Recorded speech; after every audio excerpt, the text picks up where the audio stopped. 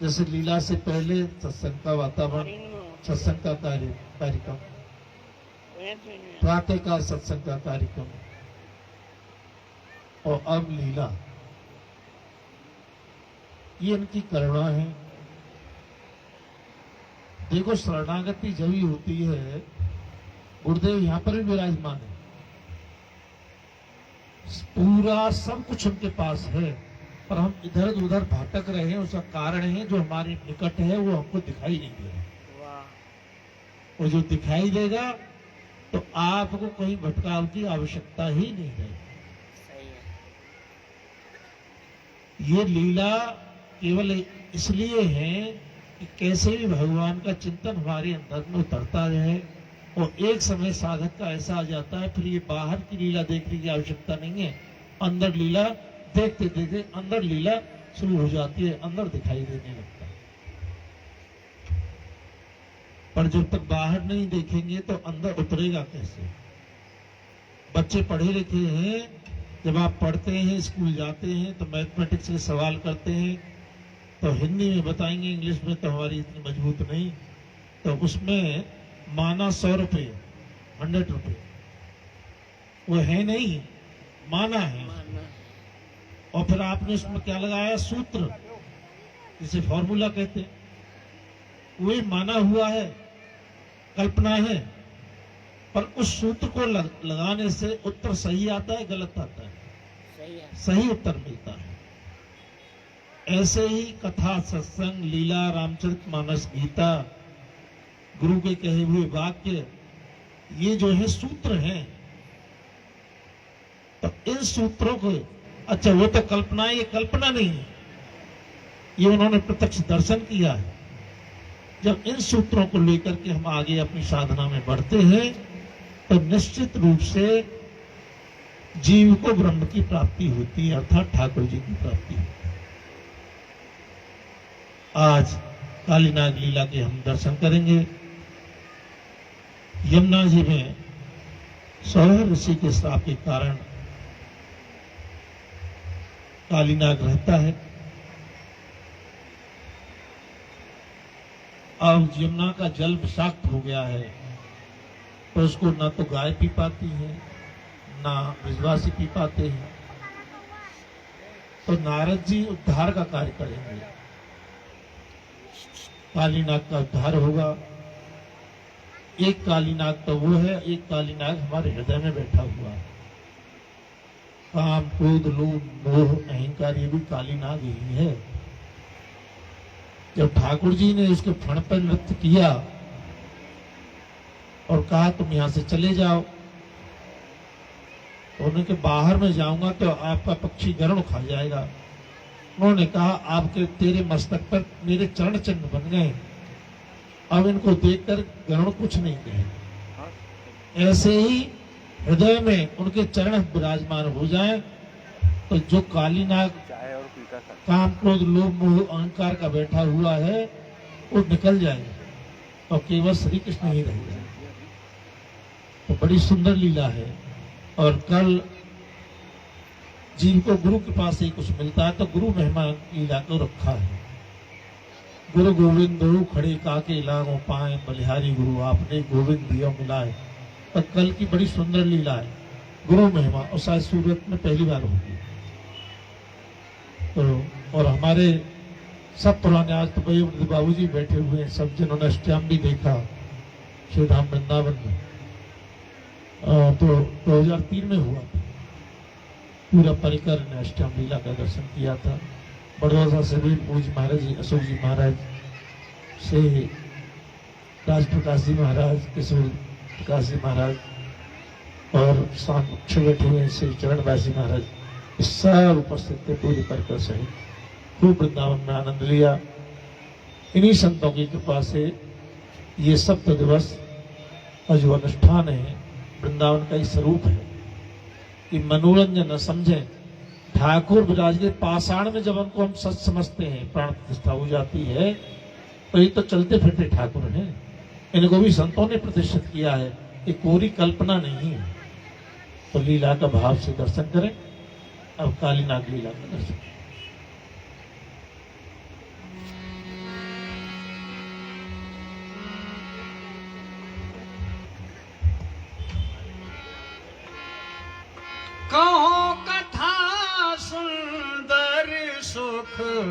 देनी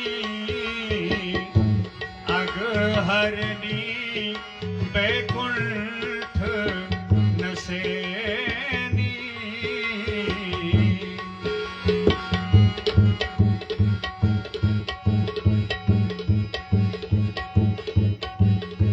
देखो निकस सभा उठ प्राता, मंत्री ने बोल कही ये बाता, मेरा रिपु प्रगटा ब्रज माही, कौन भात में मारो ताही। बोलो शंकर भगवान की, शंकर भगवान की, बोलो कंस भगवान की, कंस भगवान की। प्रजापालक शत्रुघातक आज के अवतार हो, आज राजा कंस तेरी जग में जय जयकार हो। आज शुभ दिन हो हमारा, सफल ये दरबार हो, हम तुच्छ दासों की चरणों में वंदना। महाराज जय शंकर। 200 बलवान या जग में न दिखे को, तीनों लोग यश फैलो आपकी बल की बड़ाई को। वह है सुरपति घबरावे, सो तो थर-थर थर्रावे, गद्दी छोड़ छोड़ भागे सो भय सिपाही को। पूरब ने पश्चिम, उत्तर ने दक्षिण लो, पृथ्वी आकाश सिंधु मानव दुहाई को। आप राजान के राजा महाराज लोक लोकर के, अरे ये सो यश छायो जरा सिंधु के जमाई को। महाराज जय शंकर की। बोलिए शंकर भगवान की, भोलेनाथ की, महाराज कंस की, महाराज कंस की। शहंशाह जापना, आली दिमाग हो, दुनिया में तेरे नाम का रोशन चिराग हो। भक्त तेज भी घटाया सुरपत सुरेश का, सदा कायम राज रहे मथुरा नरेश का। उठा लिया कैलाश को गिरजा सहित गिरीश, सिंहासन पर सोहे कंस स्वयं जगदीश। कंस स्वयं जगदीश ताल रण में फटकारी, जरासंध को जीत युद्ध में ब्याल आए दो नारी। भोजवंश की, वीर कुलभूषण महाराज कंस की। एक बार सभी हाथ उठाकर बोले, बोलिए भोलेनाथ की, महाराज कंस की। जोर से महाराज कंस की। सारे कंस के जमाई हैं, ये कंस के जमाई हैं सारे। कर्पूर गौरम करुणावतारम, संसार सारम भुजगेंद्रहारम, सदा बसंतम हृदयारविंदे, भवम भवानी सहितम नमामि। जटाटवी गलज्वला प्रवाह पावस्थले, गले विलम विलंबिता भुजंग तुंग मालिकाम, डमर डमर डमर डमर डमर निनादमर्वयम्, चकार चंड तांडवम, तनो तुना शिवा शिवम, जटा कटाह संभ्रमम, ब्रह्मपनेर्पनेर्झरी, विलोल बीच वल्लरी, विराजमान मूर्धनि, त्रगत त्रगत त्रगत ज्वला, ललाट पट्ट पावके, किशोर चंद्र शेखरे, दीप दीक्षणो मम।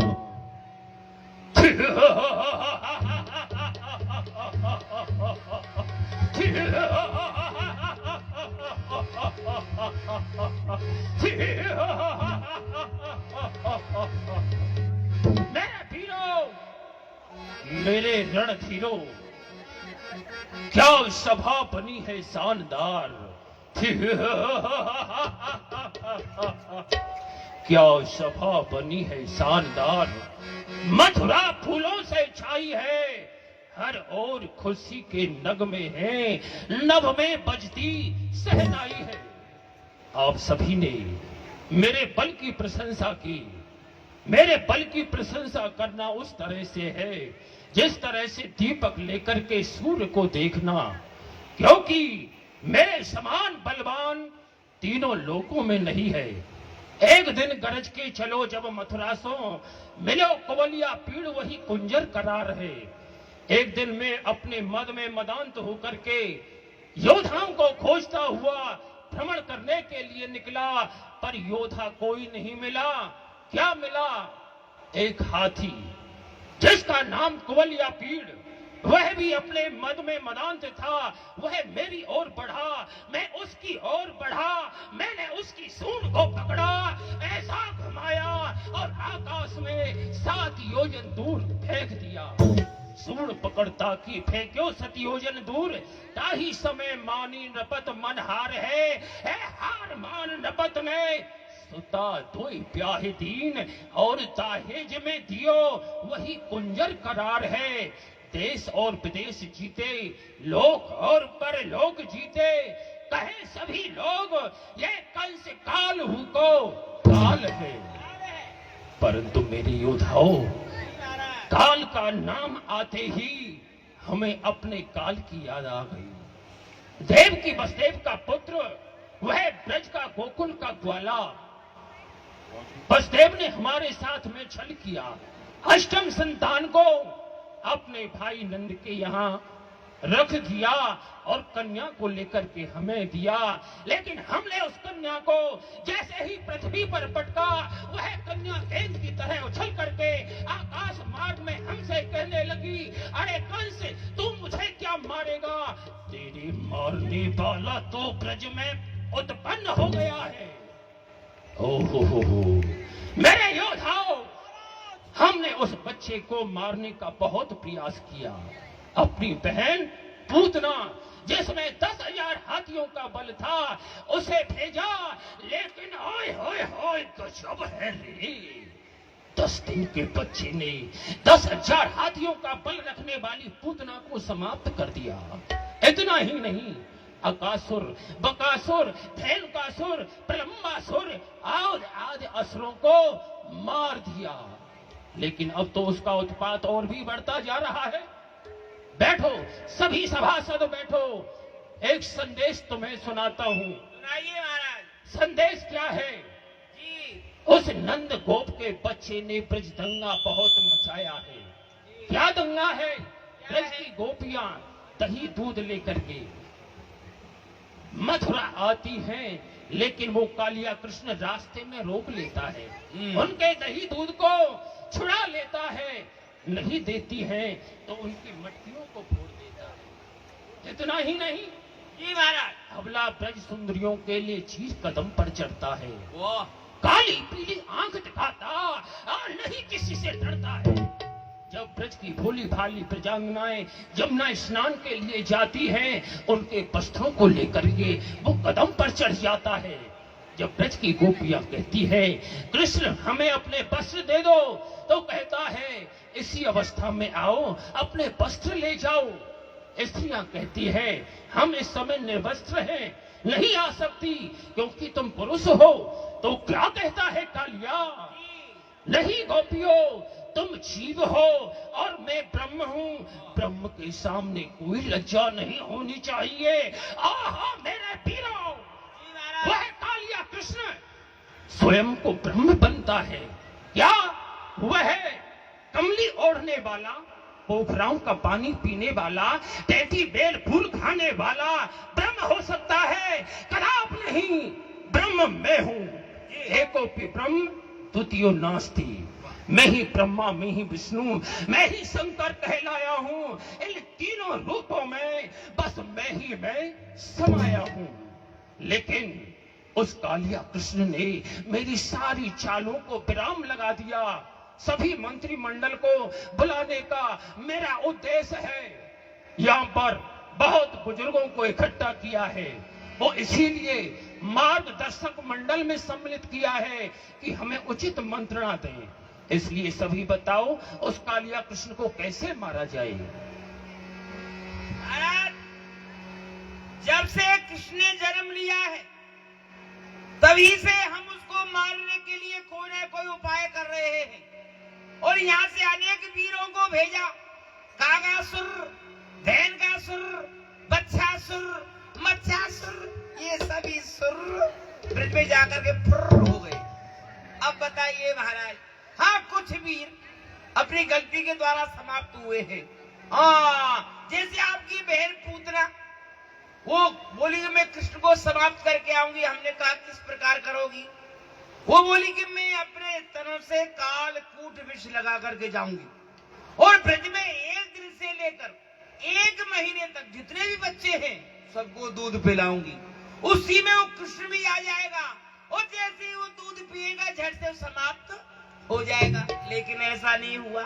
वो रास्ते में जा रही थी, उन्होंने अपनी बुद्धि के द्वारा ये सोच लिया कि ये विष नकली तो नहीं है।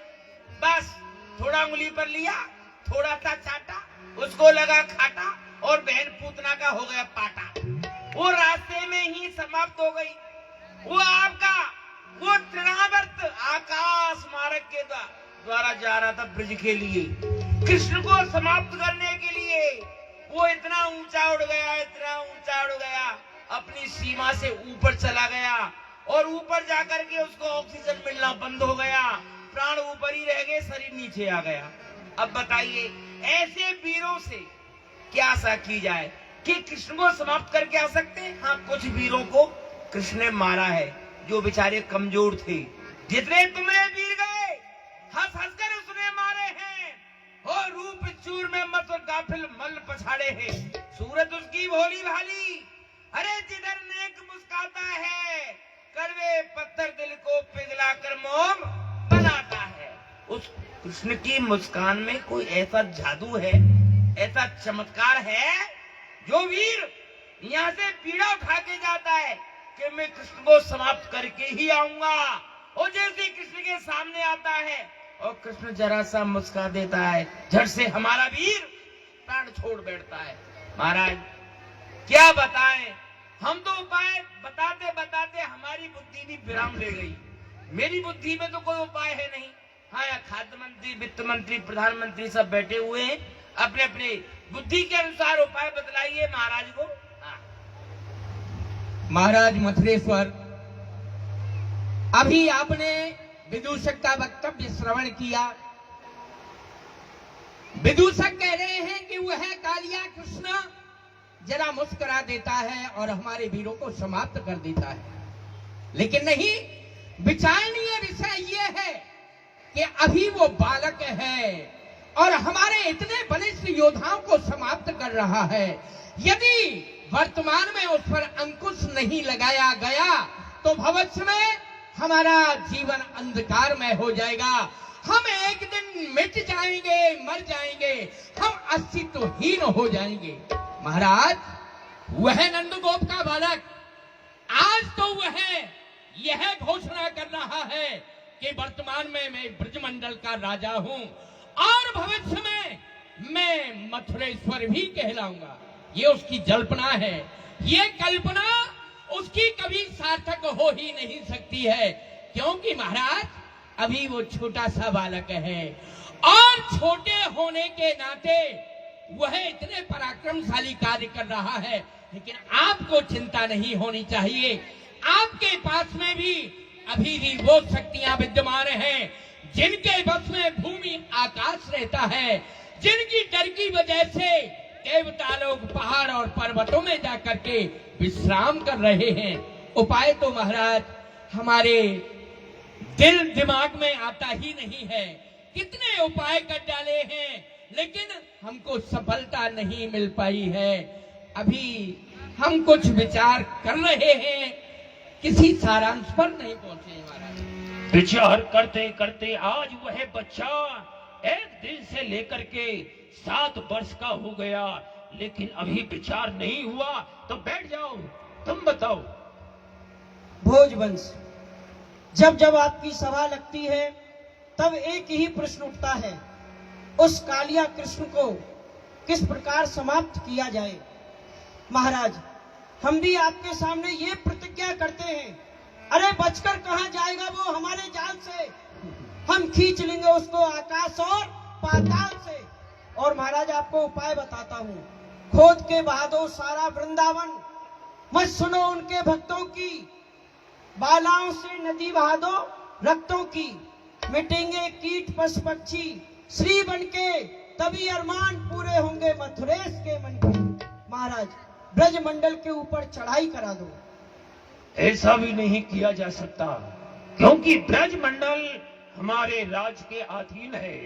ब्रजवासी सभी हमारी प्रजा हैं, उन पर हम आक्रमण करेंगे तो लोग राजा हमसे प्रश्न कर सकते हैं कि ऐसी क्या विपत्ति है जो ब्रज पर आक्रमण कर रहे हो। यह उपाय भी तुम्हारा ठीक नहीं है। तो महाराज आप श्री गुरुदेव भगवान का स्मरण करें, गुरुदेव भगवान आएंगे और हमारे कष्ट का निवारण करेंगे। ठीक कहा तुमने।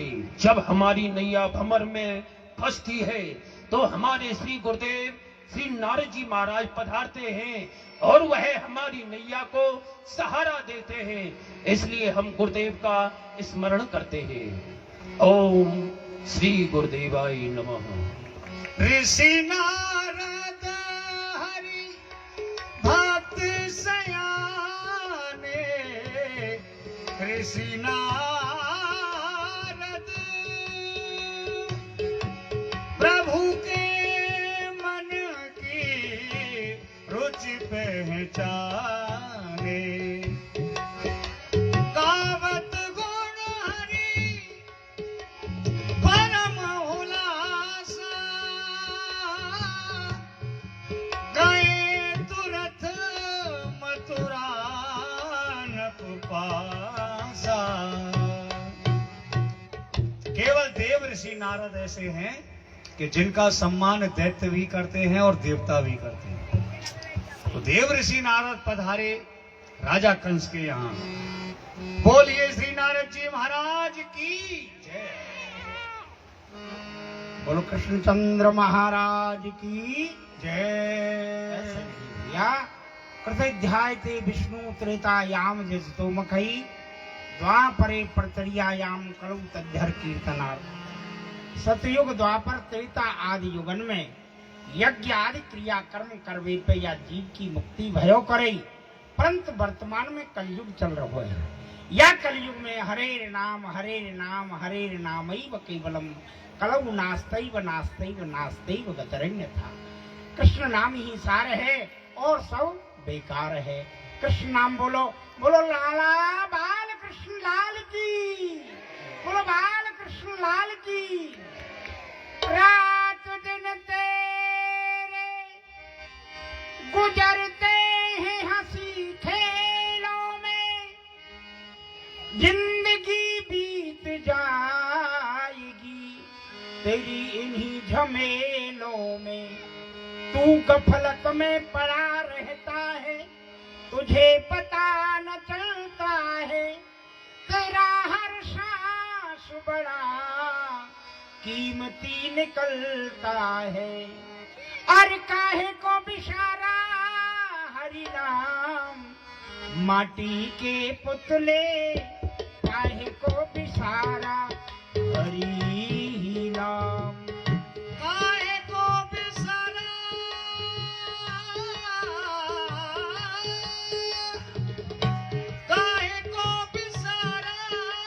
हरि नाम, माटी के पुतले काहे को बिसारा हरि नाम।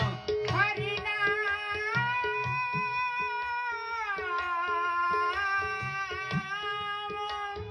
हरि काहे को बिसारा हरि नाम, माटी के पुतले काहे को बिसारा हरि नाम।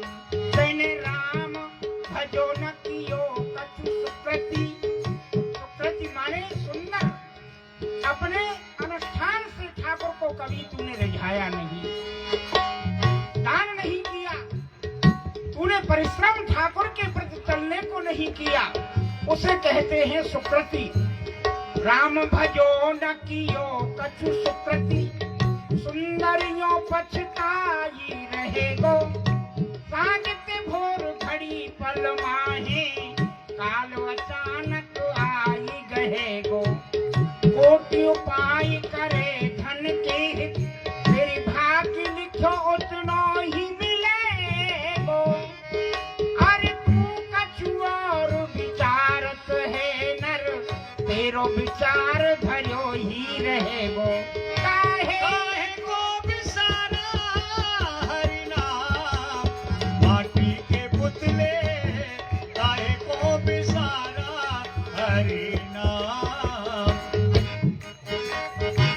सास के भरोसे गढ़ माही तेने बढ़ती जा रही है तेरी। सांस के भरोसे गढ़ माहिते निवास कियो, आशा मन माहि राखी मानव शरीरा की। हम तो अमर रहेंगे, हम तो कभी मरेंगे नहीं, ऐसी आशा लगा करके ये सोच बैठा तू। आशा मन माहि राखी तेने मानव शरीरा की। बड़े बड़े छत्रपति छोड़ गए राजिया, रही ना निशानी कहूँ शाह ओ वजीरा की। रही न निशानिया शाह और वजीरा की। अजले निरंजन दुख भंजन के आलम को, निरंजन को अंजन बना लो और फिर तो वो साकार दिखने लगेगा सर्वेश्वर प्रभु। भजले निरंजन दुख भंजन के आलम को, क्षण भर में खबर ले तो पाहन के कीरा की। कहे कभी धारामल सुमिरन को यही फल, एक एक घड़ी जाए लाख लाख हीरा की। एक एक घड़ी जात लाख लाख हीरा की। और काहे को बिशारा हरि नाम माटी के पुतले। काहे को बिसारा हरि नाम माटी के पुतले। काहे को बिसारा हरि नाम। बोलो रामचंद्र भगवान की जय। नाम को न छोड़ो, नाम जपते रहो, सतनाम।